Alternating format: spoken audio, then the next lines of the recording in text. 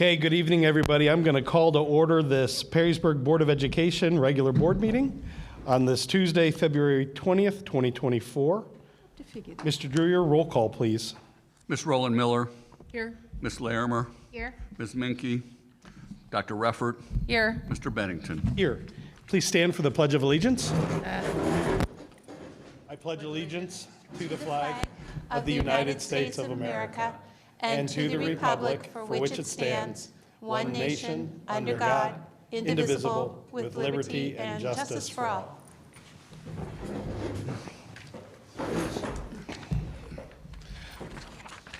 I'll start with our safety briefing tonight. Perrysburg Schools welcomes you to the Commodore Building, and we thank you for attending tonight's Board of Education meeting. We care about the safety of our students, staffs, families, and guests. Please note that there are exits on both the east and west sides of the cafeteria. In case of an emergency, an AED is located just outside the cafeteria doors. You're located at 140 East Indiana Avenue. Thank you for joining us tonight and supporting Perrysburg Schools. So with that, I'm looking for a motion to adopt the proposed agenda. So moved. Second. All right. Dr. Reffert and Ms. Larimer. Roll call, please. Dr. Reffert. Yes. Ms. Larimer. Yes. Mrs. Roland Miller. Yes. Mr. Bennington. Yes, the agenda is adopted. So moving to item 3.1, we've got some recognition, starting with our Business Advisory Council. Mrs. Price. All right, so good evening and welcome. Wanted to take this opportunity tonight to recognize the work of our Business Advisory Council. Before we start, I wanted to first thank Ms. Susan Roland Miller. So my understanding is the Business Advisory Council was brought in-house several years ago, and she started that group and really took the reins over and really got us to the point where we are today. And so certainly appreciative for her service, and we would not be where we were today without that leadership. But since she has been elected to the Board of Education, we have a wonderful member, standing member, Rebecca Caulfield, who is going to step in as the Business Advisory Council Chair. So we are thrilled that she has really stepped in to take the reins. We know that we're in good hands with her leading us as the chair with this group. And she's been doing double duty tonight. She just flew over from the high school and she's got to fly back after this.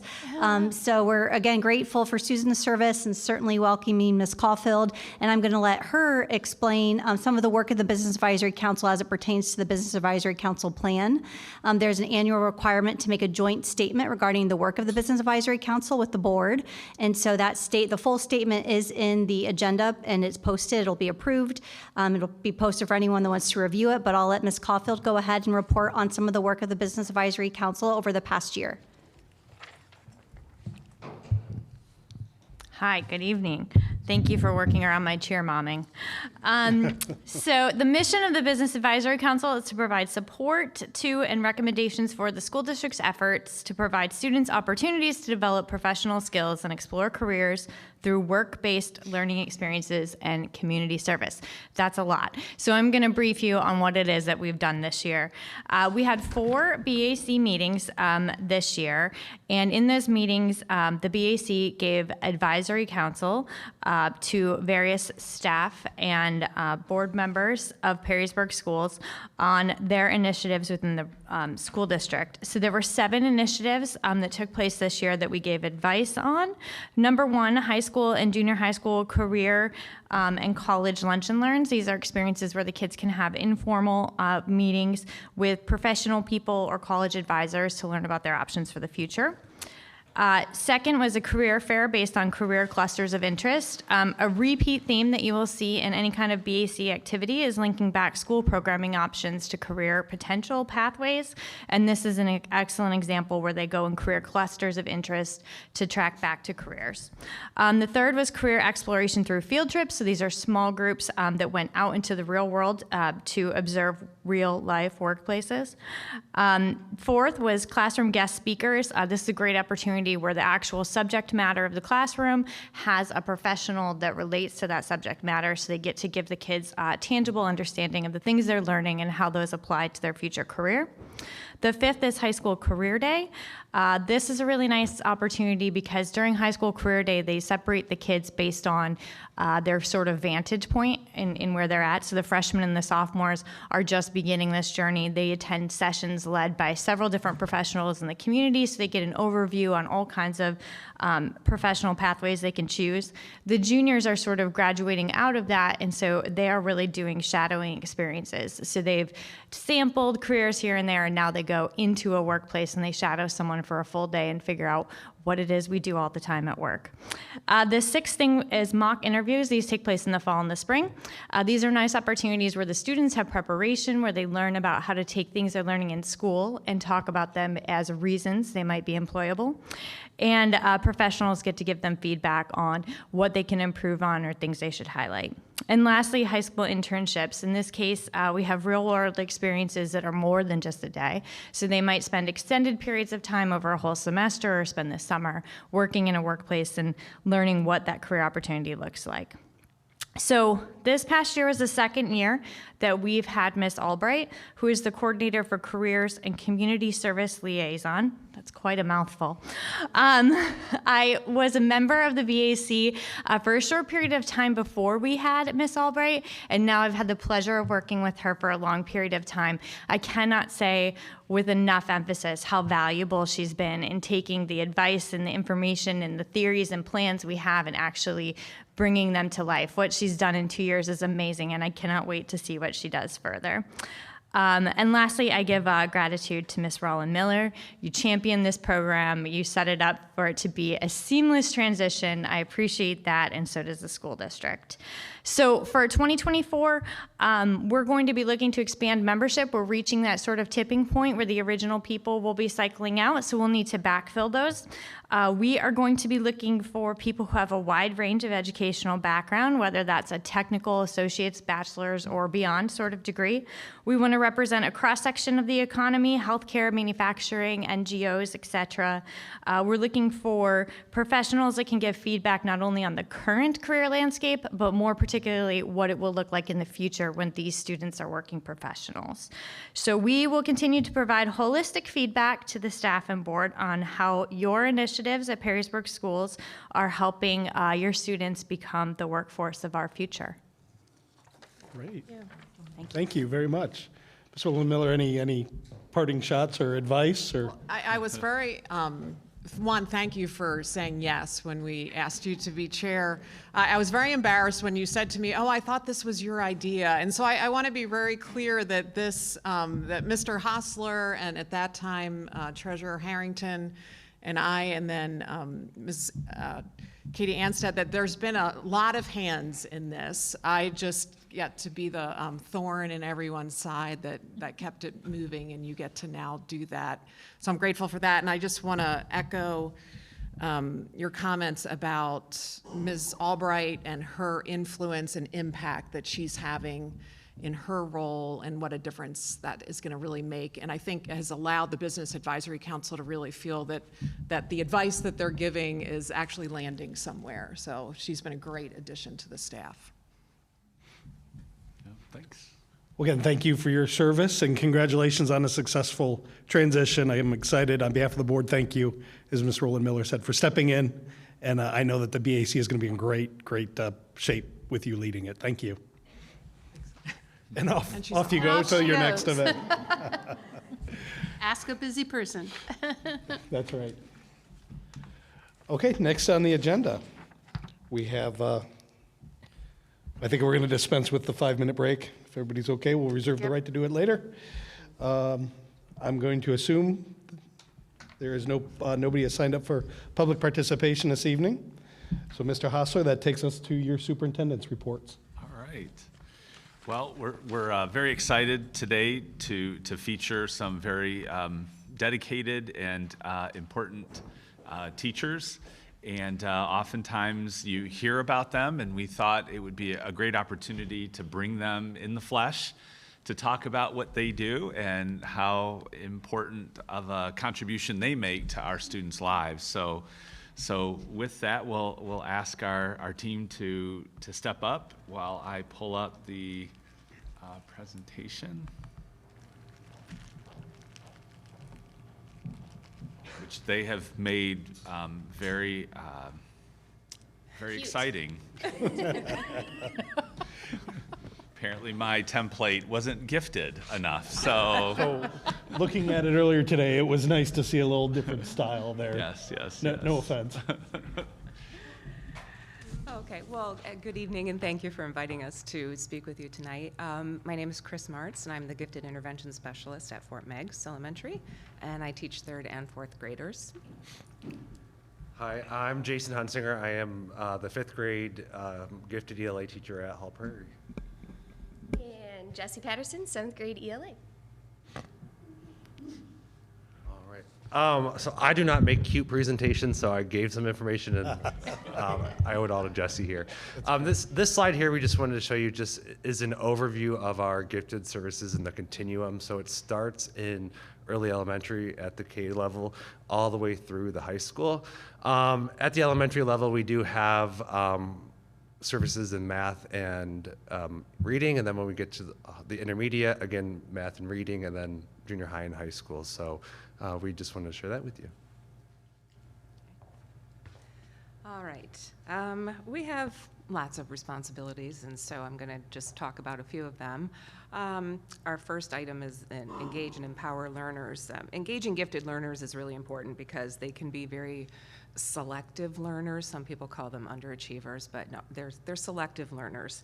And if you give them lessons that they perceive to be easy work or repetitive, it's going to make them feel unchallenged. So we spend a lot of our lesson planning time working on strategies to engage them so that they can reach their full potential. Another big thing that we are responsible for are the written education plans, or WEPs as we call them. These are required reports for every gifted student that we service in Perrysburg. So we have to complete these each year, and these plans set goals for students based on their areas of strength and their areas of gifted ID, and the goals can be both academic and affective in nature. We do try to promote independent and choice reading, I think more so at your level than at mine, but we do a lot of collaboration with our Gen Ed staff. For example, we attend TBT meetings, the teacher-based team meetings, and we discuss formative data about our students with them and vice versa. Many times at my level, I provide more enrichment and differentiated lessons for some of the primary teachers. Gifted children show up in kindergarten, but our formal services don't begin until 3rd grade. So there have been many primary teachers at my door throughout the years going, oh, wow, I don't know what to do with this child. So I help them design some activities or maybe some separate enrichment things that they can do to keep them engaged and behaving, which is important. We all teach ELA, as Jason said. It's a replacement course is what we call it. And that simply means that gifted students are taught by us in a gifted group, their own little cohort, so to speak. I also teach 4th grade math as a replacement course, as well as 3rd grade math and reading enrichment classes, which takes place during their ICE time, which is a 30-minute block of enrichment time for students. And then lastly, we always support their social and emotional development, which I'll talk about a little later. Okay. Are we dizzy yet from the alphabet soup? Because there's more to come. So this slide is about challenges of our position. So I'll speak to some of the academic side of that. So student levels in reading, writing, and in math range from their current grade level to the collegiate level. In case you're wondering, that abbreviation on testing is PHS, which stands for past high school. So we have children who are in their tiny little selves, but their brains are past high school. So we differentiate for all levels of learners from current grade level to collegiate. Next, we, as Chris already mentioned, develop curriculum that is sufficiently rigorous and challenging, and the toughest and most exciting, engaging for students who are identified as gifted. And I'm going to speak to the social emotional learning. Social emotional learning is important for all of our students, obviously, but even more so for gifted. There's a myth that because of their intelligence, they can take care of themselves and school is fun and it's a great place, but that is not the truth. You're all shaking your heads, you know. So asynchronous development, our first bullet point, is a mismatch between the cognitive, emotional, and physical development of students who are gifted. And some experts actually believe that that's central to the definition of giftedness. It's really the hallmark of a gifted child. And so simply put, it just means that they're out of sync with their peers. And some examples of this in the classroom, you may have a 5-year-old who can read at the 8th grade level, but she's at grade level in math. Currently, I have an 8-year-old who can name all of the Roman emperors. He's fascinated with ancient Roman empires, but his favorite holidays are Halloween and Easter because he gets lots of candy. So he's like this. And you may have a 12-year-old who wants to be an attorney when he grows up, but he cries if he loses a debate. So there's always that's disconnect. So some gifted students really can't identify with their same age peers because they just don't share the same intellectual interests as they do. And I call this a challenge because this constant state of being out of sync with your peers can cause some stress and frustration for gifted students. And they need a lot of affective training to help them understand themselves and the fact that they may not be emotionally ready to deal with some of the issues that their cognitive brains can understand. So it can be problematic in the classroom. And yes, they often have variations within themselves, and they develop unevenly across the skill levels, which is a challenge. I think that's you. Yep. Yes. Me again. So I'm so excited I get to brag about some of my kids today on the accomplishments slide. So my 7th grade students submitted poems to a contest that accepted submissions from over 59,000 schools nationwide. And 3 students last year were selected to be published in their anthology. Oh. A notable former winner is Taylor Swift. Yes, that Taylor Swift. Yeah. Why not our kids, right? We're also proud of the creation of the SEEK program, which is Summer Enrichment Experiences for Kids. That was founded in 2014 with the idea that we could give not only gifted children, but any child an opportunity to be enriched during the summer. Our staff has grown from 3 GISs to 8 at the elementary, HPI, and junior high, which is really tremendous because I've been here since the beginning. So I remember those days with 3 of us. And finally, our gifted value added has been met on the most recent state report card, and we're especially proud of that. Okay. All right. So less than 5% of the general population is considered gifted, but what's pretty awesome is that in Perrysburg here, 23% of our entire student population is identified as gifted. So this just outlines a table from the elementary all the way through the high school. And I just point out that there's 481 students at the high school that have a gifted ID. So that's over 28% of the student body at the high school. District-wide, 23%, so a quarter of our students are identified as gifted. So it's pretty impressive. So the bottom, and here are just some pictures of gifted in action. So I'll speak of mine. It's a Star-Struck coffee.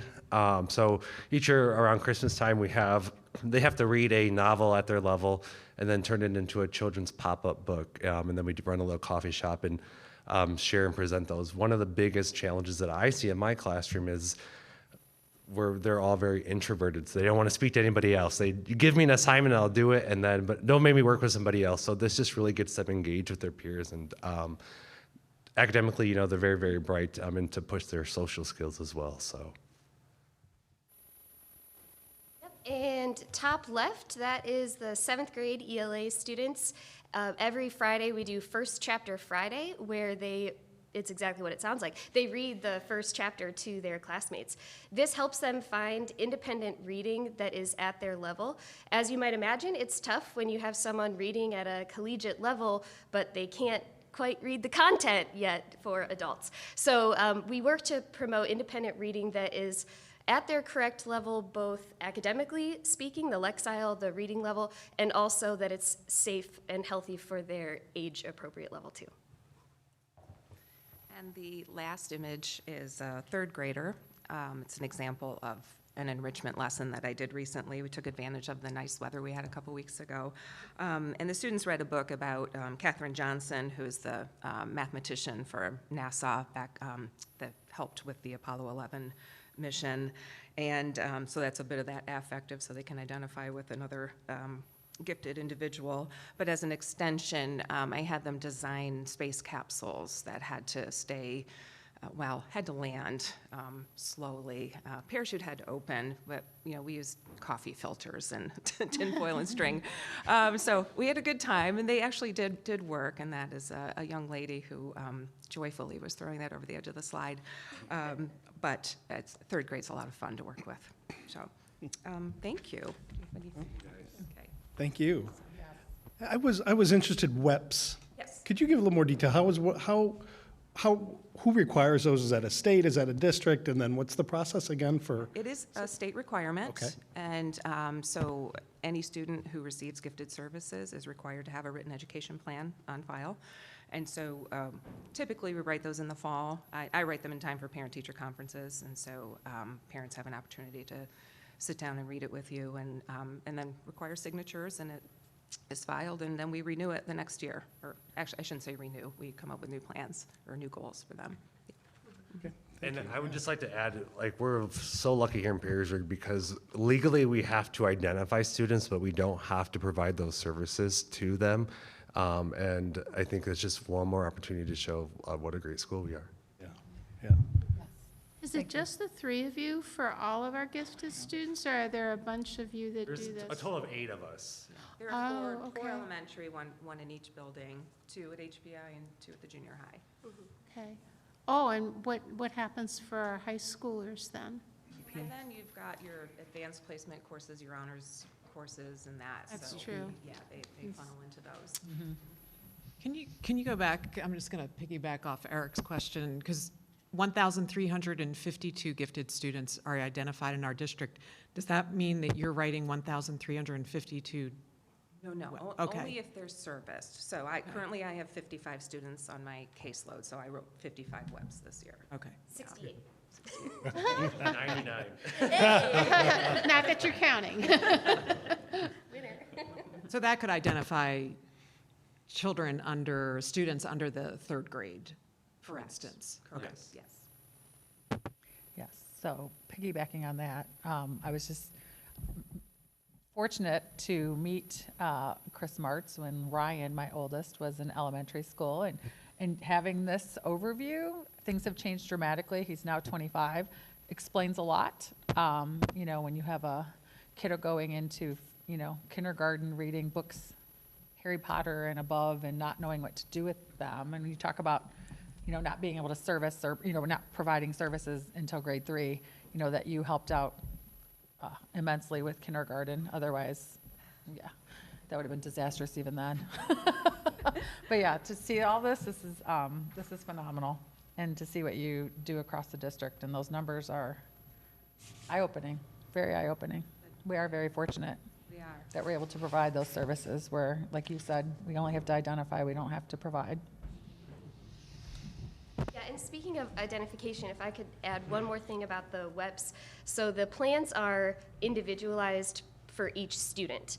So they might be identified as gifted in reading, in writing, in math, in cognitive ability, or some combination of all of those things. And so when we're writing the written education plans, the goals are oriented towards their specific areas of giftedness. So I think that's worth noting too, because it's not just like a copy and paste, it's very much individualized to the giftedness of that specific child. Just like an IEP. We Just talk like about an IEP. IEPs a lot, right? I was good. I appreciate this presentation for you to come in and share what you do, because you're right. We hear a lot about different segments of our student population. We don't talk about our gifted population as much as we should. And what you said resonated with me, because I guess I just assume they take care, they learn on, they just know how to learn, and you helped me appreciate, that's not necessarily the case. They need that support. So thank you for that and for highlighting this. Yeah, there's nothing worse than a really intelligent student that's bored, right? That's Yeah. That's hard. They're like little short circuits, constantly needing to feed them. And that's exhausting, so I appreciate what you're doing for them. Thank you. Thank you. Thank you very much. Yeah, thanks. And I know you're busy planning, so feel free to Thank you. Very good. Okay, Mr. Hostler, now on to the February superintendent's yeah, report. thanks. Thank you.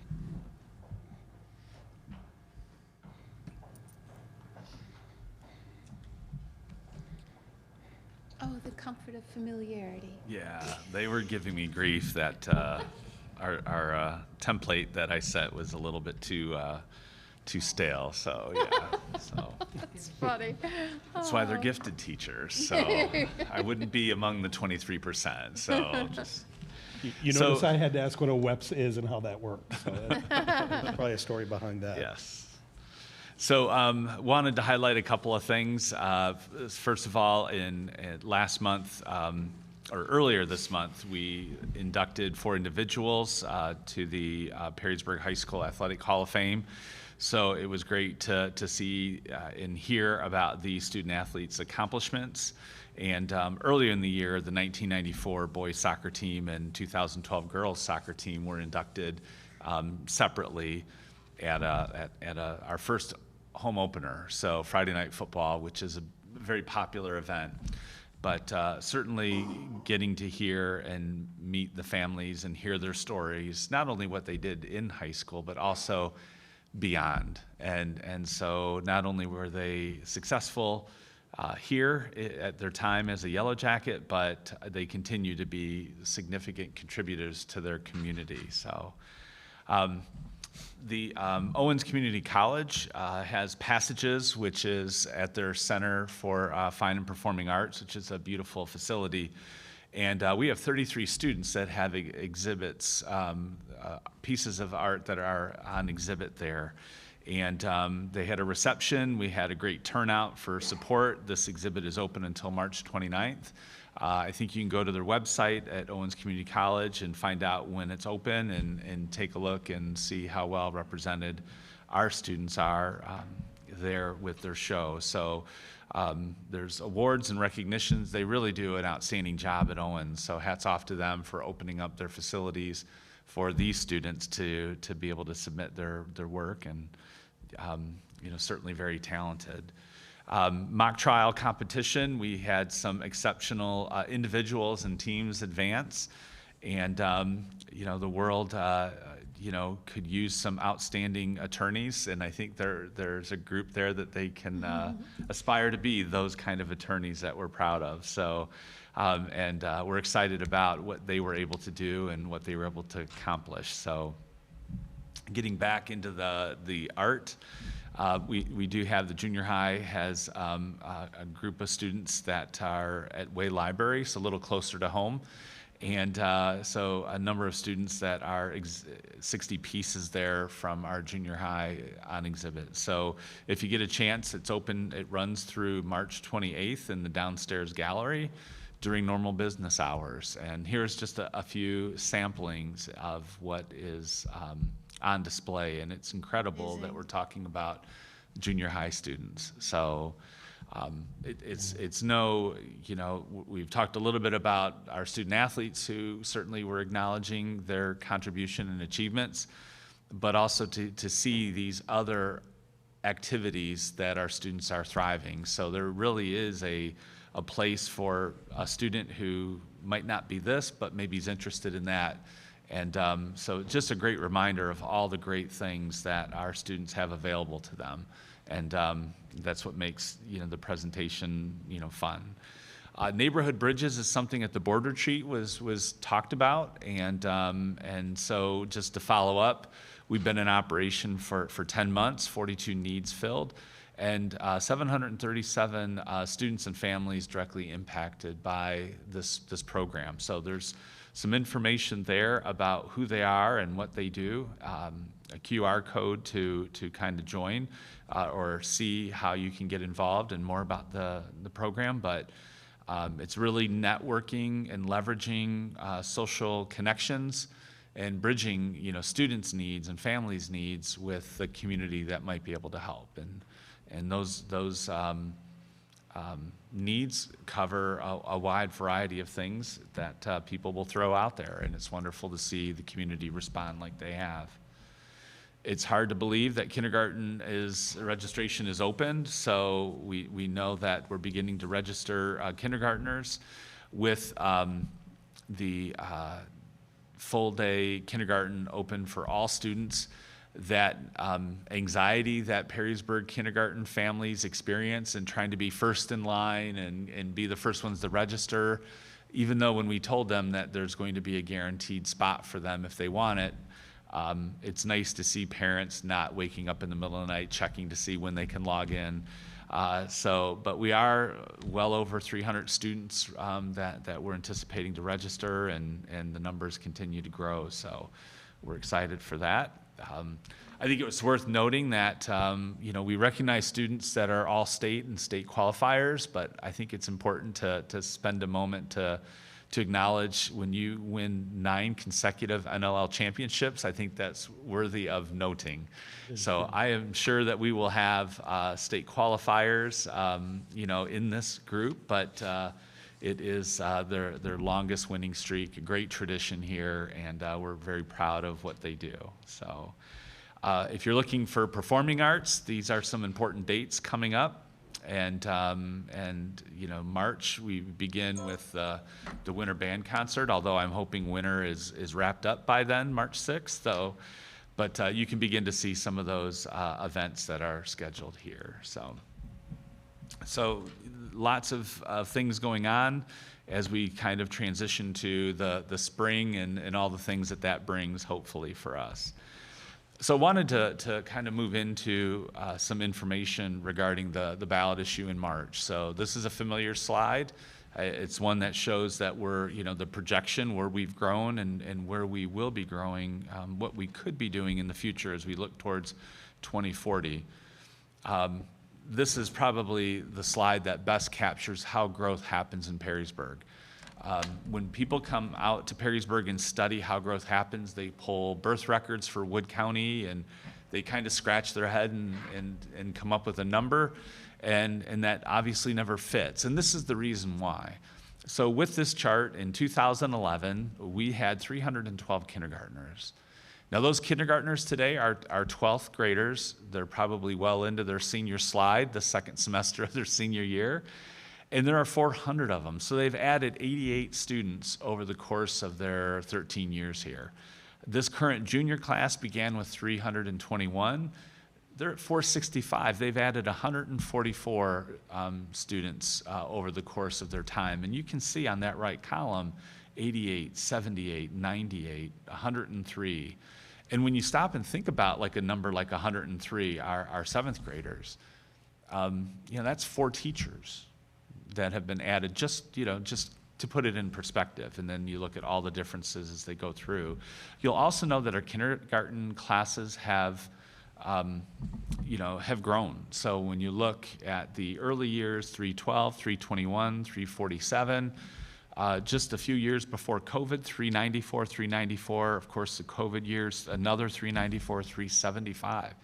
So we're starting with a larger number, and we're adding more aggressively to those numbers. So in just 1 year, 27 students added to first grade, from last year's kindergarten class. In 12 years, it's not unreasonable to think 450 students could be graduating their senior year, 450 plus. Yes. With these trends. Yes, yeah. These are a couple of slides that are relative to growth and things that may impact or things that we want to put on your radar. So in the February 18th edition of the Columbus Dispatch, there was an article about the Ohio Township Association opposing home builders, which want to take away local township zoning rights. And you can see there's a couple things there where it would make it easier for them to build more homes. They want to get rid of the red tape And we know, and hearing from residents here, we understand that that's a concern to our residents, certainly a concern to where we are as a school district and needing additional classroom space. So I think, this was an important article to kind of share what this, what the conversation is in Columbus relative to, to growth, and what could happen if this kind of thing were to move through and perhaps accelerate that process here in Northwest Ohio in Perrysburg. The Columbus Dispatch, going back to July 12th, 2023, you might recall in 2023, the biennium budget was just passed. And there was a significant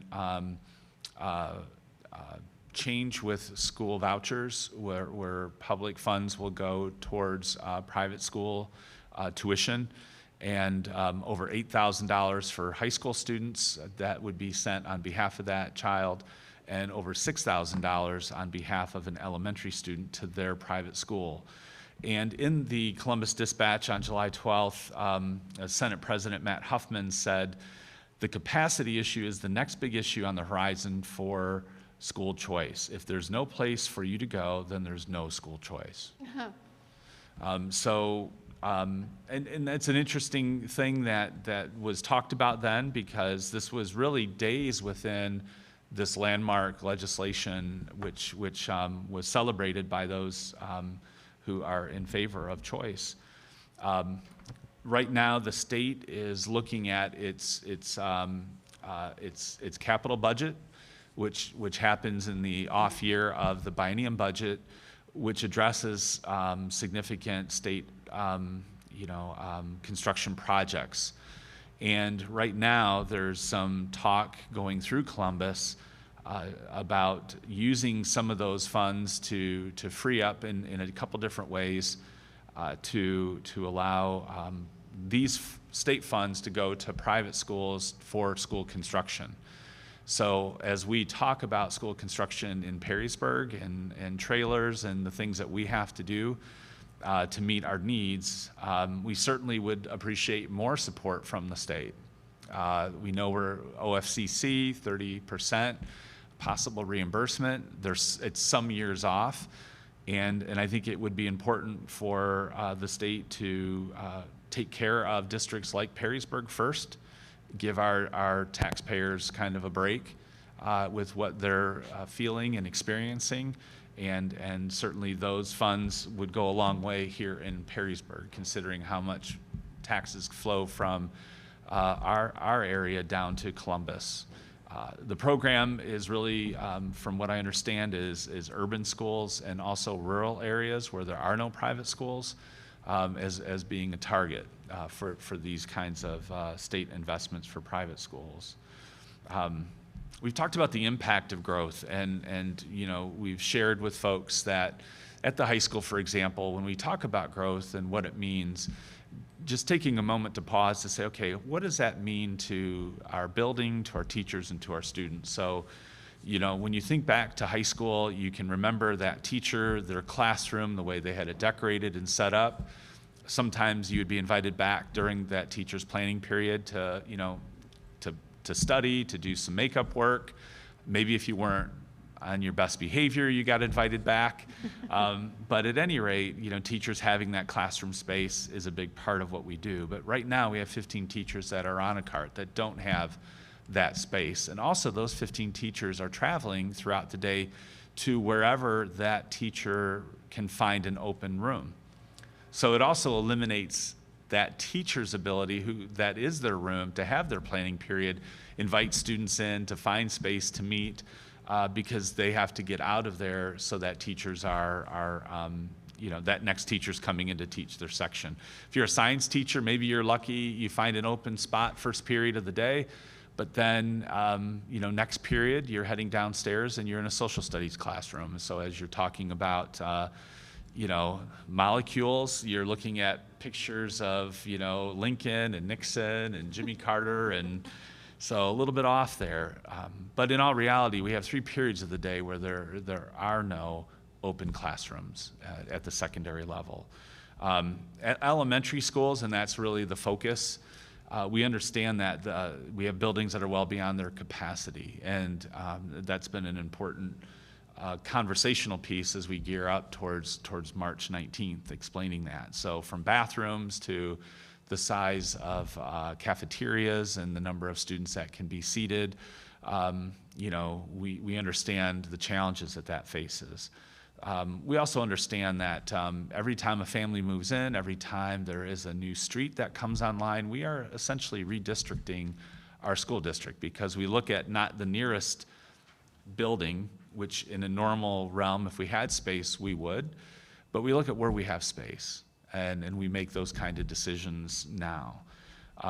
We also understand that the board wrestled with this, and we've had some questions that have come up where people have asked, well, the high school was a big part of the conversation and the needs there, and they certainly haven't gone away. But we also understand that at the elementary level, this board wrestled with that back in December and said, at a high school, it's not a great situation. Kids are coming and going, but that student is typically spending 1 period a day inside a portable.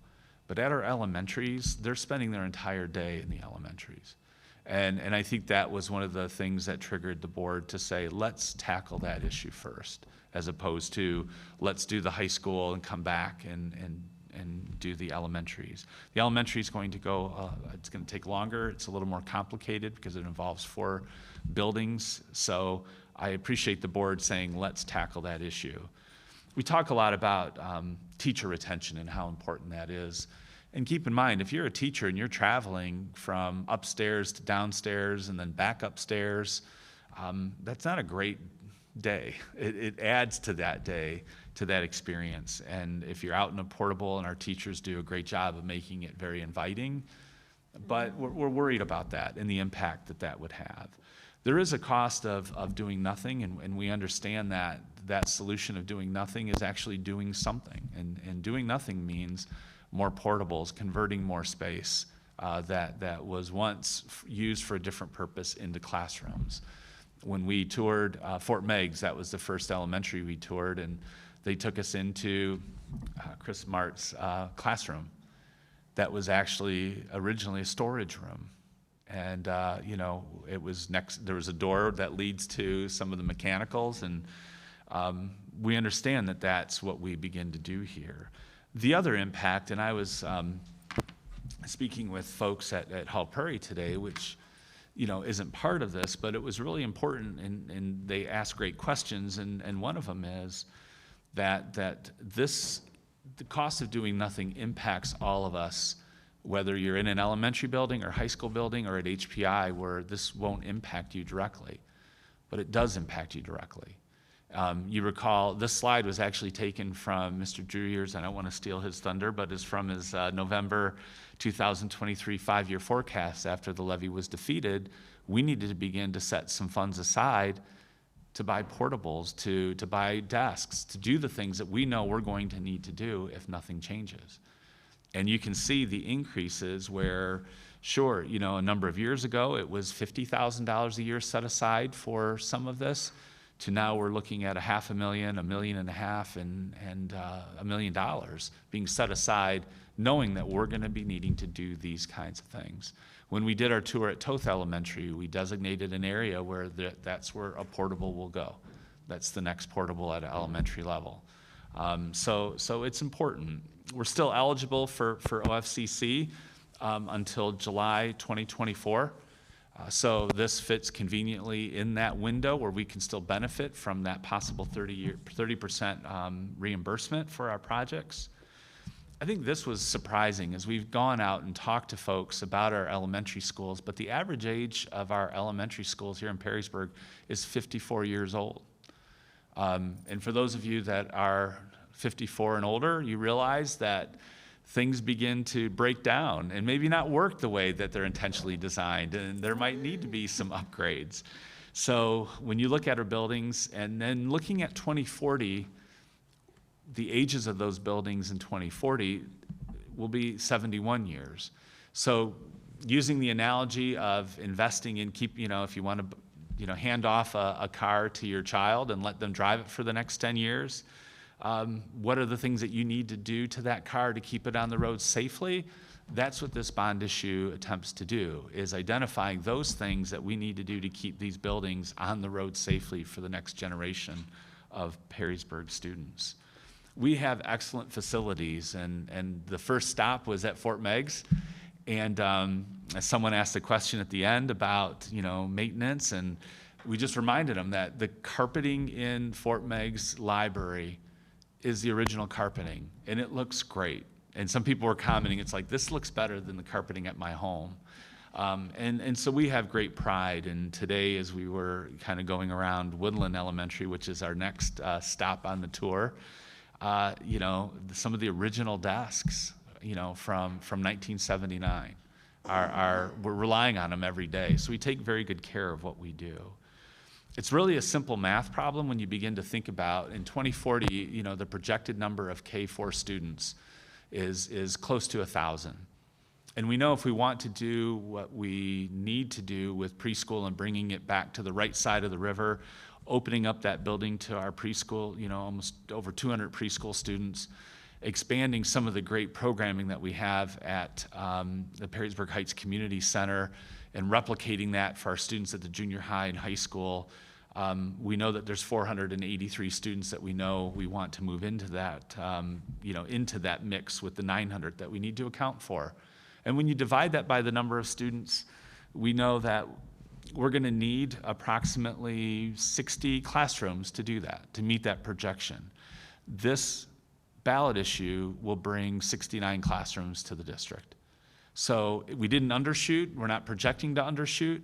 We're not overshooting where we're going to have an empty wing and people in the community questioning. It puts us to 2040, gets us beyond, and gets us moving in the right direction. So I know that when folks begin to talk about the different plans, it's a pretty straightforward proposition with numbers, and I think we've laid it out. I think the committee laid it out very, very well. The breakdown of the costs are here. It's $86 million. And we understand, for what we need to accomplish, what we hope to accomplish, we know that we need to engage the community and talk about this and how important it is for our students and for our future, because it is a big ask, and we recognize that. We also recognize that this is a 41% reduction in what was asked in November. There was a lot of uncertainty about people's home values. And what was that going to mean? A 30% increase or 20% increase in your home valuation? What impact will that have on taxes? And people didn't know. And they know now. They can see those numbers in real time. And so this, this reduction, means a great deal in terms of acknowledging that and tackling the most pressing issue first. I want to spend a little bit of time on this slide because it does really show the thoughtfulness that this board has shown in trying to phase in this in such a way that it reduces the impact on taxpayers. So in 2024, March 19th, if the ballot issue is successful, if we're fortunate enough to have that happen, it's important to know that people's taxes will not change in 2024. There will be no changes to anyone's taxes as a result of this ballot issue passing. So 2025, what happens in 2025? So this phase-in plan does just that. It will phase in 2025, 0.85 mils. So individuals' taxes will only increase by 0.85 mils. So per $100,000 home value per month, that's $2.48 per 100,000. So if you have a $300,000 home, multiply $2.48 by 3, and that is your increase in 2025. So in 2026, the phase-in will be complete. And this is why the board was so thoughtful about laying it out this way. So 2.65 mils of that 2024 ballot issue will go on the books. But with the phase-in in the way that it's laid out, we are retiring 1.85 mils, the high schools that is being paid off. So that comes off the books as the 2.65 mils comes on the books for a net increase of that 0.8 mils. So 0.8 mils plus the 0.85 mils is actually what we're looking at in terms of, you know, the net impact to taxpayers because of this phase-in. So again, $4.82 per month per 100,000. So if you have a $300,000 home valued, it's 3 times that amount. That puts us under, you know, right around $14. And, you know, it begins to explain, you know, how this ballot issue will be rolled out, and then the impact of each of those years. Beyond 2026, the phase-in will be complete. So that's what you have. So we'll be jumping in, you know, with that net increase, you know, with where we are. So at any rate, that's how this phase-in plan is going to work. And the other thing that we're not even bringing into this conversation is how bond issues actually work. So on the bond issue portion of this ballot issue, we understand that 10 years ago, HPI went on the books. We were very grateful to the community for supporting it. It was 2.94 mils. 10 years later, that has been reduced to 1.35 mils. That's a 54% reduction in 10 years. As more people move into the community, as more businesses come here, as the value grows, we can only collect a specific dollar amount. Everybody pays less. We can't over-collect for that amount. So we know how bond issues work in Perrysburg based on the path that we've set out on, and you know, these are actual numbers that can be confirmed. So we understand that the phase-in takes this kind of very measured approach. It lines up when things are coming off, and we understand that as time goes on, the numbers that we're projecting in those years, if it behaves like it has in the past 10 years, we know those numbers will go down, they'll decrease. So we talked about preschool and our enrollment increasing. The 4-building footprint, again, the committee, when we talked about this plan, they spent a lot of time kind of batting around a lot of different ideas. There were 3 subcommittees that worked in tandem, and one of them was you know, to keep our costs down, not only with the construction phase, but also with the operational phase. The 4-building footprint keeps our operational costs down while expanding the footprint of our district. Simply adding new elementaries to the mix will drive that, and we'll spend a little more time talking about that. Opportunities to learn about the tours, just an update, and I know board members have stopped in for those, so we're grateful for your time to visit and see the buildings. Our last one is Thursday, February 22nd at 6:30 at Woodland Elementary. As I told them the other day, we're saving the best for last, so we won't let the other schools know that. But certainly it's been great. We've had between 20 and 40 people at these events, and it's been wonderful to see that kind of participation.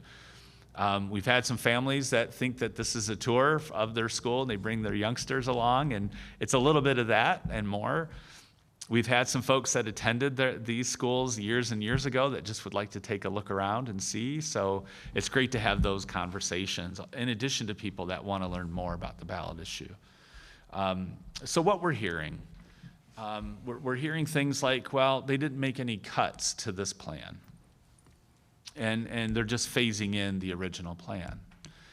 And as we shared, it's really a numbers proposition.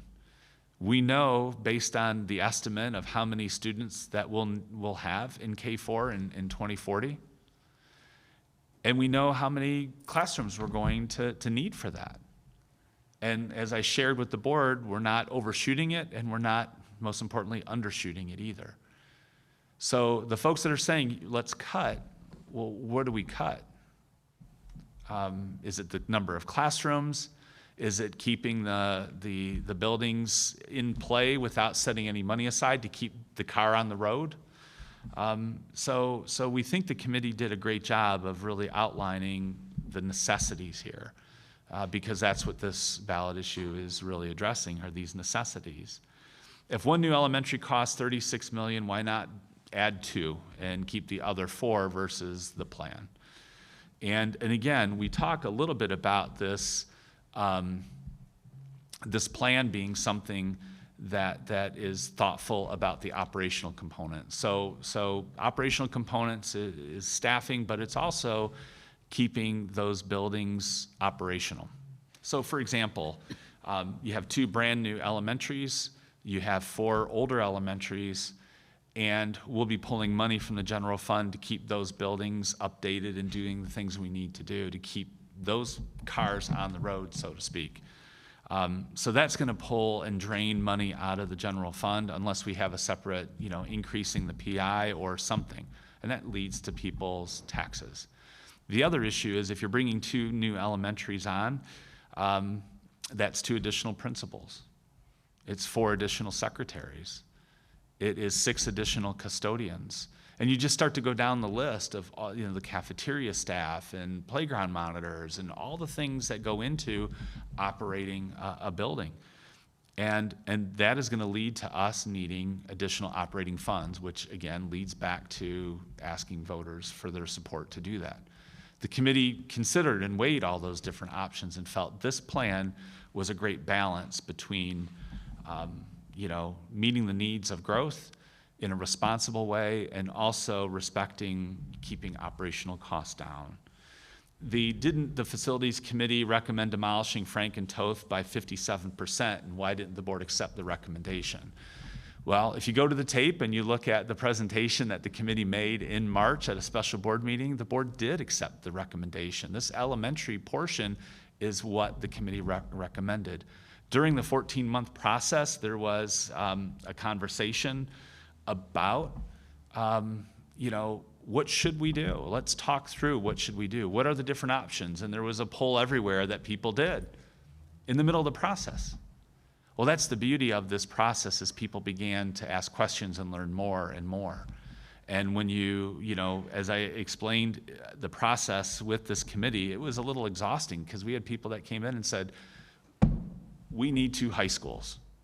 And we talked about that. So if you would have polled the committee at the very beginning, the first day, probably 57% would have said build 2 high schools. But that changed as the information changed, and that was the beauty of the process. And of course, this is actually the recommendation up here on the screen. So what's at stake? We know that the ballot issue isn't approved. We know that is going to lead to increased portables and converting classroom space. Things are converting space that was not initially designed as classroom space.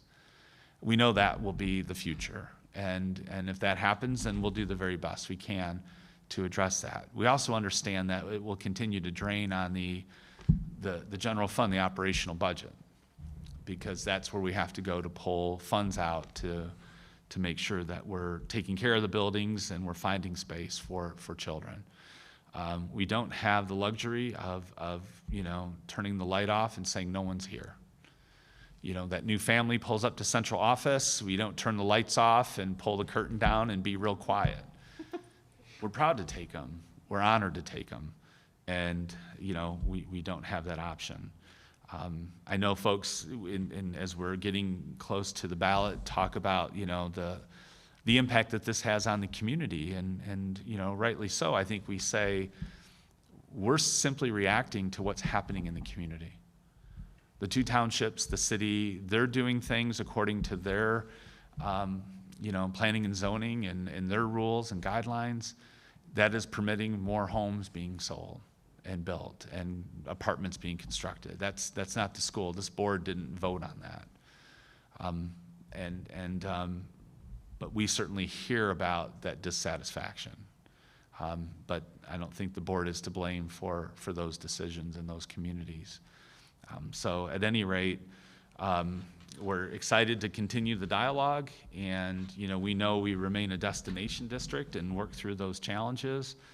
And we're happy that this is the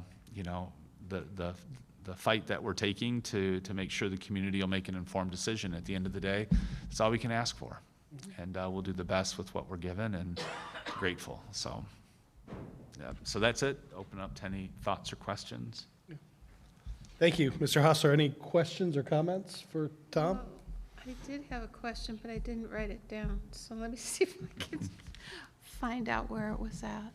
So while Sue's looking, I do have a comment. I'd like for you to, if you could please, touch on preschool. I know there's been some questions and some misinformation put out to the public that preschool is not required in a public school setting, that it's an option and that kids could go to, that's just like babysitting. Yeah. And what the law is regarding preschool, and that we have to serve students in preschool. It's the law, it's not an option. Right. You have to serve students with disabilities that are identified, ages 3 to 5, and they cannot be self-contained.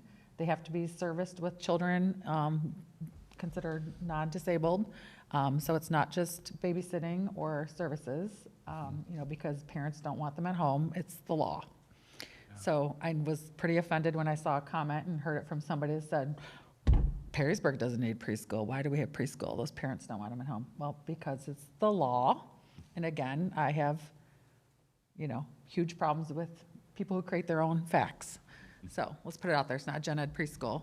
I paid for my son to go to gen ed preschool. My oldest, who was Mrs. Mart's student, and my youngest, who's now 22 and doing fantastic, was a preschooler with a disability. And by law, Perrysburg had to service that child in its least restrictive environment. So I guess I don't have to ask you to do this. Sorry, I kind of answered my own question. Sorry, I get on my soapbox, but it's not, me.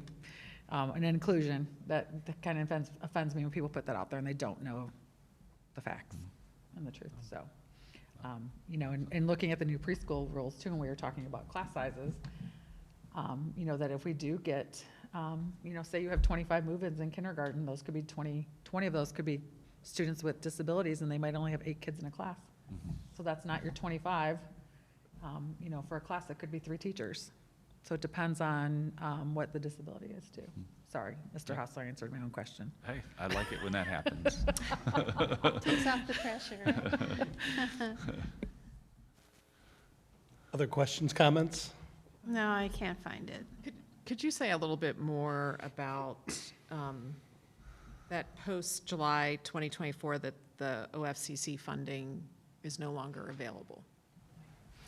So when we made the application, there's a window which they allow it to be open. And that does take into account districts' ability to go back on the ballot. But that window closes, and then we would need to begin to reapply or, certainly, look at that process, starting that process again. So that, if it doesn't happen, that eligibility for 30%, that window closes. However, we would have to begin that process again. And you remember, there were board motions, timelines. They have to come out, evaluate all the buildings. And that was something that, we would have to engage that process again, in part or in total, so. Thank you. So we're excited to be in this window still. Yeah. That's Yeah. important, so. So we are able to apply again once it's up? Yes. Okay. Yeah. But it'll take, It would what, kick the another can 5, down. 6 years for our turn to come up though, right? Well, our turn is up in another 5 or 6 years, but it's that application process that would begin again. So, that submitting the application, making sure that our evaluation of our facilities, because that was something that they had to do for us to be accepted. OFCC board has to approve the application again. This board would have to approve that application. So those things would happen again, right? So the window still, closes.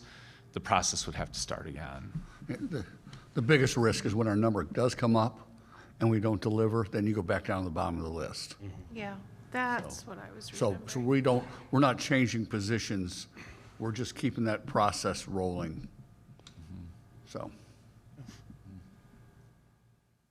Yep, thanks. Ms. Hauser, if you could and you did a great job explaining it. I like how you laid out the slide 20, I guess it's 27. Okay. Back to the phase-in plan, I just wanted to thank my fellow board members for, the conversations and the work to kind of listen to what Mr. Drewer, Mr. Hosser had worked on to try and find a way to make this the most palatable for the taxpayers as possible, right? 2024, no tax increase. 2025, $300,000 home, less than $15 a month. 2026, less than, I'm sorry, Well, 2025, less than $750 or so a month. 2026, less than $15 a month increase. And, we did that work at a work sessions where we started it. We approved it at our retreat. Great retreat too, by the way, great conversation, so thank you for that as well. But, this is our first regular meeting since we made that decision, and I just want to pull that out again. Thank all of you for, that unanimous decision too, showing, support for giving our community members as much time as possible to kind of plan for this out in the future too. This isn't all going to happen like it was originally designed back in November, like, here comes the increase. This increase is phased in over time. And also showing your support overall for this ballot initiative. I think when I think about, my motivation, a lot of it for this ballot initiative and the elementary school piece of it, I started to think about that when I saw the comment about this is really just a phase-in of the November ballot initiative. And I think my reaction to that was, well, gee, I hope so. I hope so with the OFCC money coming in the future. But that will be a decision for a future board of some kind as well. But this is the plan in my viewpoint that provides the most benefit to the most amount of students, that has the most sense of urgency in the most measured amount of time, I guess, to put it that way. Everything that the committee came up with is important. And it's tough to prioritize, but again, this is the plan that I think serves the most benefit at the most cost-effective manner for our community members. So I don't know that I had any other real questions in there. Tom, again, thank you too for the presentation as well, highlighting what is going on with our athletes and in our academics and with our artists too across the district. Always enjoy hearing about everything that's going on.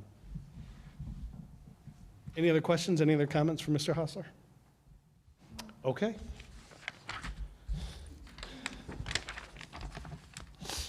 That takes us to Mr. Drewer, the treasurer's report. All right, I'm going to try something different tonight since I can see you all from here. I'm going to stay seated. I reserve the right to go to the podium in the future if I don't like the way this works. A couple of things before I get started. There's more in my presentation I'm going to cover tonight. There's some stuff that maybe Ms. Menke and Mr. Bennington would want to talk about from finance, but I'm not going to hit everything in the presentation in detail. It's not it's just I think we're not ready for some of that discussion yet. But I'll hit a few things. Just a couple of housekeeping items. A gifted program is really fascinating to me. Back in the old days when I was in school, didn't have a gifted program. I'm kind of thinking back and I look at my library, the books I read in 7th and 8th grade. Glad I didn't have gifted because the teachers wouldn't let me read those books. They're completely inappropriate, but my mom didn't know I was reading and that was okay. Plus, we didn't have kindergarten in the district where I lived as a kid, so. And I believe I was looking back at the records. 3rd grade was 3 months long. I was the only 3rd grader in the school. And you work at your own pace. So, anyway. Wow. Loved those days. I don't know if it was gifted or not, but I sure got out of school fast. All right, and the last thing I would mention is the first week of March, the 2nd through the 10th, I'm out of the office, out of the country. The favorite wife decides she wanted to do something for our anniversary, so we're going on a cruise. So the work session, I won't be here. Kelly Wells will take notes and stuff, but you'll have to appoint a treasurer pro tem for the meeting, so. I'm going to have to go back and re-roll the tape. Did you say your favorite wife? I got a favorite son, favorite daughter, favorite Okay. wife, and she knows it too. Making so. sure I heard what I heard.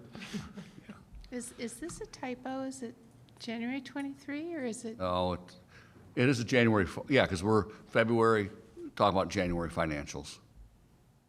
February's not done. But isn't it supposed to be 24? Well, it's a yeah. Well, oh yeah, good cut.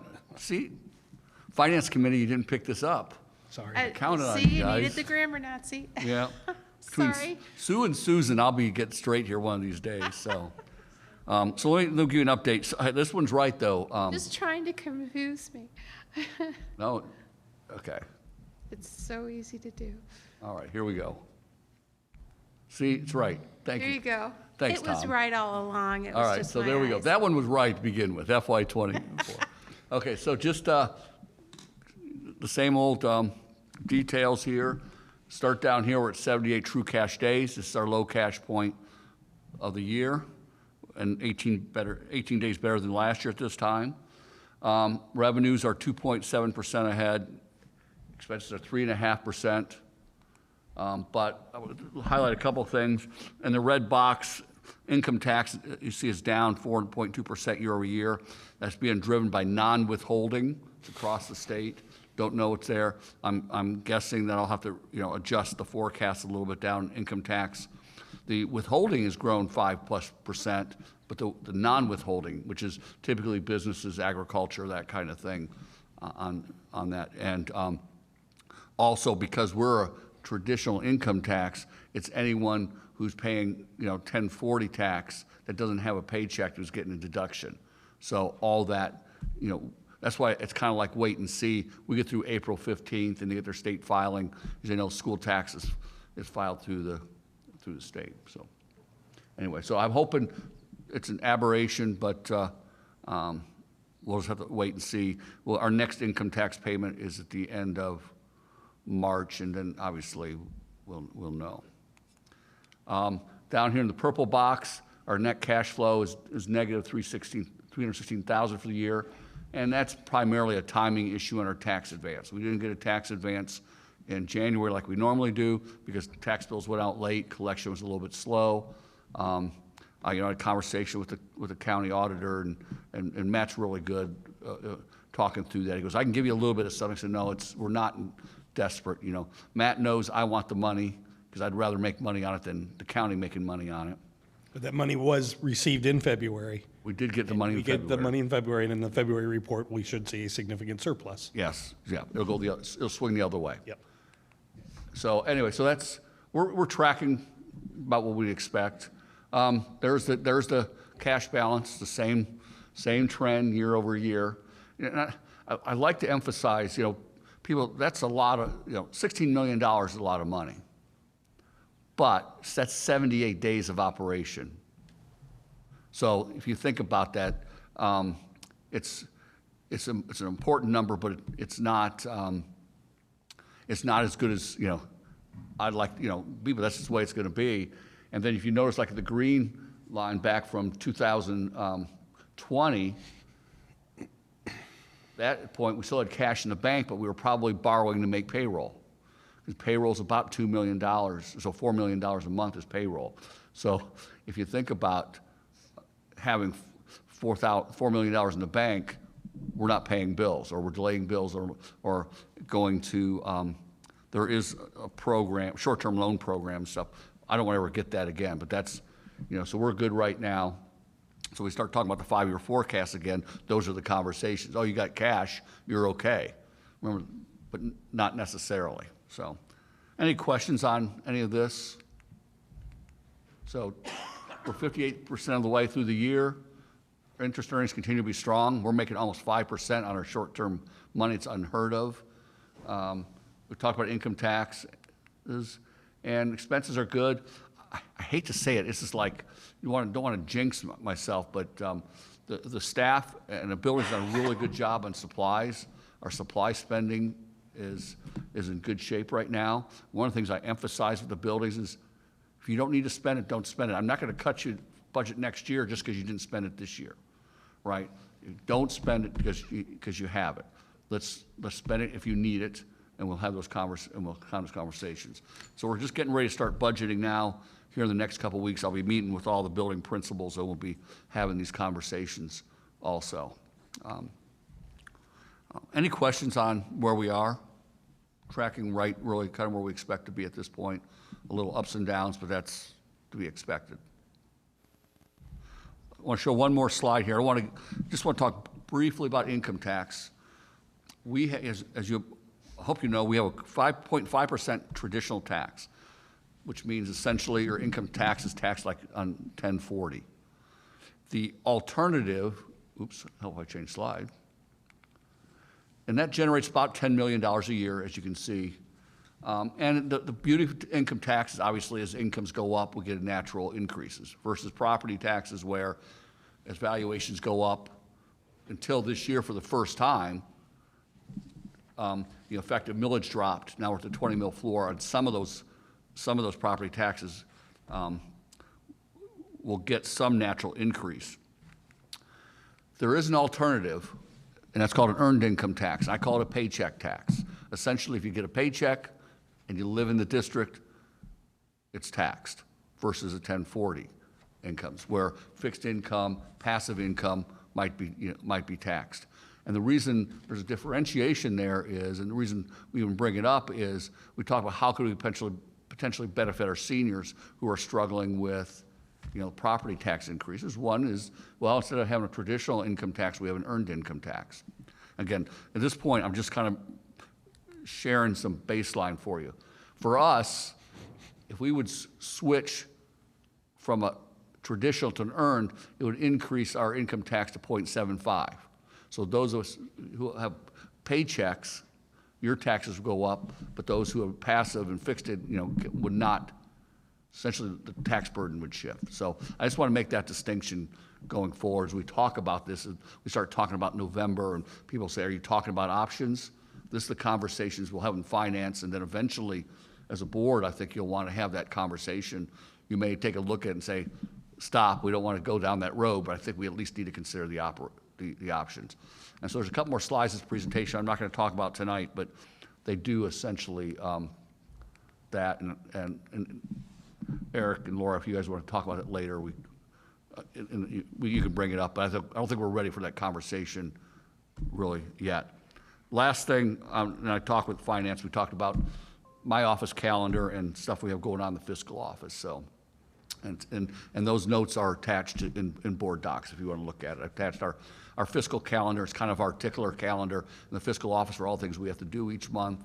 And then I also attached an update of my goals for my office. So it's not necessarily district-wide goals, but in my office, there's an update on my annual goals. So I will say only one thing I'll say on the goals. The one thing I really want to highlight, one of the things this year I want to do is reduce the number of warrant checks. Warrant checks are physical checks. We're about 10% of our transactions are warrant checks now. So I've had some conversations with other school districts, Sylvania, for example. They're much, much higher. How can we get the warrant checks down? And so we're sharing some of that technology. And actually, it makes the district money by doing that. So that's brief questions, comments. Any questions? No. I don't know that I have anything else to add. Ms. Menke, anything from? I do have to say I appreciate, Randy, what you're doing, especially with the office calendar and the fiscal office goals. It's definitely something that we needed to do and is putting us in a good direction. Appreciate that. And of course, it's easy. I've got outstanding staff. I mean, they're on top of it, and we've had a couple people retire, which you lose some institutional knowledge with retirements, but we replace institutional knowledge with very process-oriented people who may not know it, but they can see opportunities to improve. So Different way to look at things. yeah, fresh eyes are very good. Good. Okay. Thank you, Mr. Dreyer. I guess moving right along then, we'll move to item 7.2, approval of the January 2024 financials. So moved. Ms. Larimer? Second. Ms. Menke? Roll call, please. Ms. Larimer, Yes. Ms. Minke, Yes. Dr. Reffert, Yes. Ms. Rowland Miller, Yes. Mr. Bennington. Yes. Next item on the agenda are board committee reports. We'll start with the February 9th Operations Committee, Ms. Menke or Ms. Larimer. Oh, okay. I Give you a wasn't- second. Hold on a second, I wasn't ready for that. Push you along too much. I know, I went through it, and I don't really have it, I don't have anything to add to it. James always writes everything so succinctly. The one that just seems to be rocking it is Denise in food service. If you just read through the things that she's doing in there, are really quite phenomenal. Well, and it's nice to see that she's getting awarded for that too with the conference in DC that she's going to, and some of the food options that she's brought to the schools really go along with our diverse population and open up the kids' palates, which I really like to see, especially with things like vegetables. They're reducing the And I think it's lost a lot of times. Food service, it's very difficult for districts to stay in the black, particularly when they're running 7 cafeterias. The school districts that tend to do really well are small, high percentage free and reduced, where they're 100% free and reduced, and they typically have 1 cafeteria feeding 1 complex. So to be able to do that with 7 and stay in the black is pretty amazing. And I think also to note, I don't know if it's actually there in the notes, but who does our reimbursements? It does the reimbursements for lunch. The FDA with, yeah. It's, yeah, DOD and FDA. Yes. It's in the- Yeah. With the amount that they reimburse, it's down. They're pulling everything because of how much they gave out during COVID. So if we can stay in the black this year, that will be wonderful because the money is not there that we were expecting. What'd they pull out, Randy? Was it $30,000 they, Yeah, we lost $30,000 in commodities. yeah. Yeah, Yeah, it seems ridiculous. And to give people an idea, a common commodity that you'll see at lunch is chicken nuggets. We actually get them for free. And not having that opportunity, especially, I mean, amongst your elementary kids, what kid does not like chicken nuggets? So, And it also says here that they're reducing the district money for fresh fruits and vegetables. That's the DOD money, yeah. Of course they are. Yeah. So and also to point out, one of the push and pulls on this, even though we're not a free and reduced district, and, you know, we are still, the food service program is considered a federal program. So we got to follow federal guidelines on all that. And one of the things they don't like is our cash balance in our food service fund. But our cash balance allows us to weather a year like this, potentially be in the red and still remain in the black. They would rather have, and I was in districts that had to do it, transfer money out of general fund to food service every year. And, you know, that's, again, you have no choice. The food service has to end in the black, and you have to feed your students.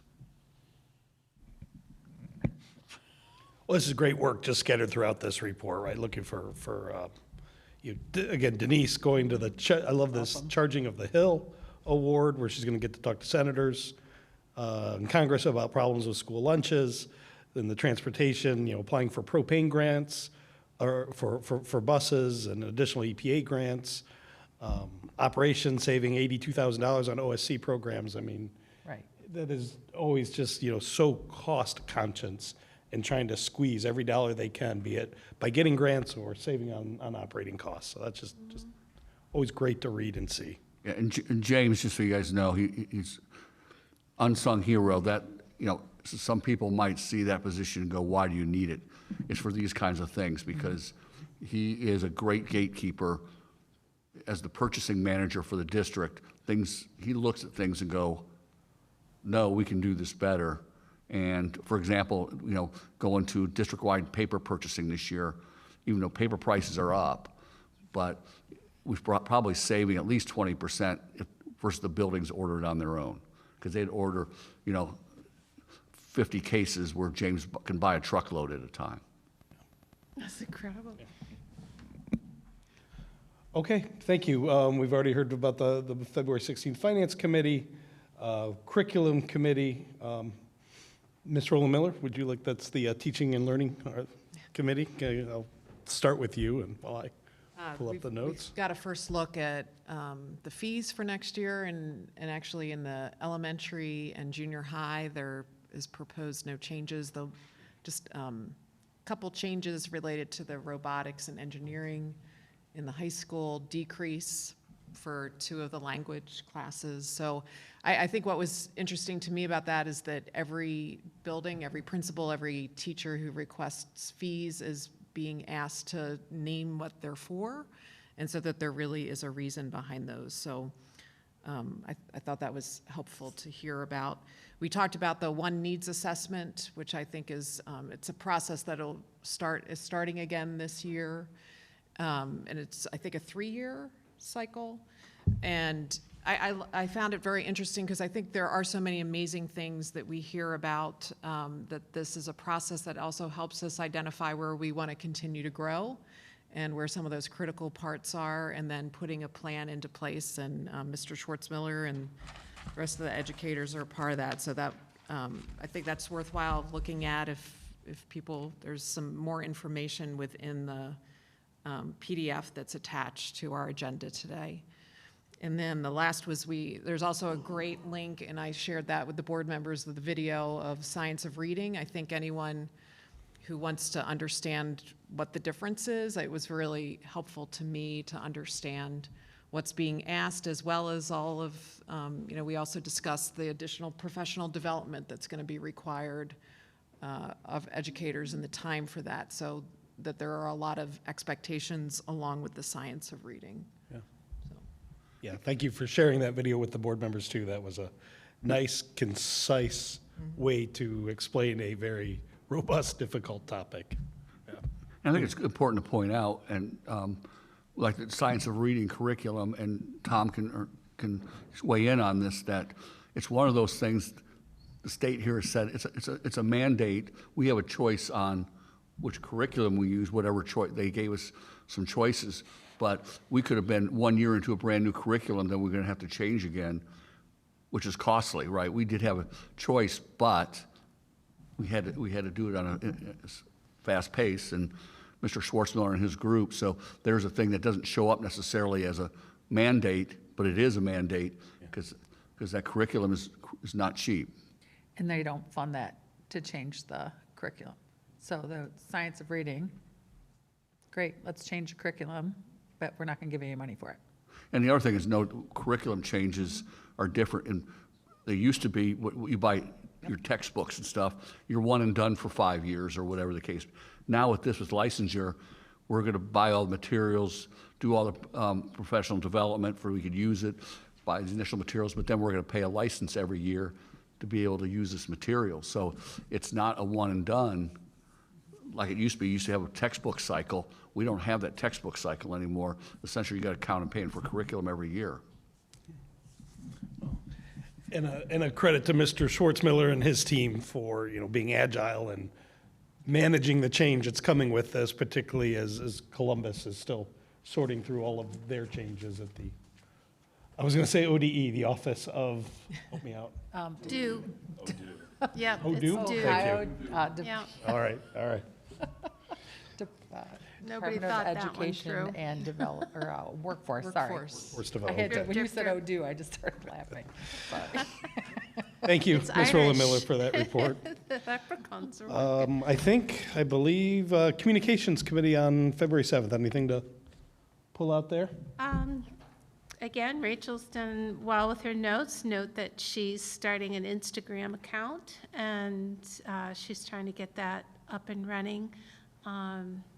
She's working with trying to find a group to actually do this video project throughout the district, just to highlight things for the district that either she can put up on Instagram or on our page, or just keeping people up to date as to all the wonderful things that are going on here. That board recognition flow, what she's talking about there, she's always, because she likes everything right and to look well, and to have us traipse all the way to that back corner, or to have everybody else scrunched up over here, that she says, no, this is just not working for me. So she's trying to develop a backdrop that can be here or maybe shared with athletics or whatever, and have a place to be able to take pictures so that we don't waste time in awkward moments. So that's what that means. The video, is it going to go up on the website, or what exactly is the purpose of the video? I thought it was multi-purpose. I mean, not one particular video, right? It's multiple little videos that can be done and done well. Just highlighting the district. So if somebody's coming into town, they can see it, people who are already here, and say, oh, look at this. Oh, wow, look what the kids do. I didn't know they did that. And so just kind of like a video brag log. I think it builds off the employment recruitment video that was done to Yeah. continue to generate, to attract employers, to attract students. Yeah, and retain. Retain, correct. That's the word for 24, isn't it? Retain. Well, retain is the new recruitment. Yeah. Got to retain your employees. Okay. Any other committee reports that I may have missed? Okay. Thank you very much for those reports. Moving into the consent agenda, looking for a motion to accept the consent agenda, which includes agenda items 10 through 13. So move. Ms. Menke? Second. Ms. Roland Miller? Any discussion? Roll call, please. Ms. Minke, Yes. Ms. Roland Miller, Yes. Ms. Larimer, Yes. Dr. Reffert, Yes. Mr. Bennington. Yes. All right. Consent agenda passes. We are now at item 14. Any other board discussion on new business? Hearing none. We don't have any further public participation, so we will move to item 16. I'm asking for an executive session for the purpose of preparing for, conducting, or reviewing negotiations or bargaining sessions with public employees. And there is no decision expected after the executive session. So, or no other activity after the executive session. Can I have a motion for that executive session, please? So moved. Second. Dr. Reffert and Ms. Larimer? Roll call, please. Dr. Reffert, Yes. Ms. Larimer, Yes. Ms. Minke, Yes. Ms. Roland Miller, Yes. Mr. Bennington. Yes, and we are going to adjourn upstairs for the executive session. Room 36. Room 36. So Really? you want to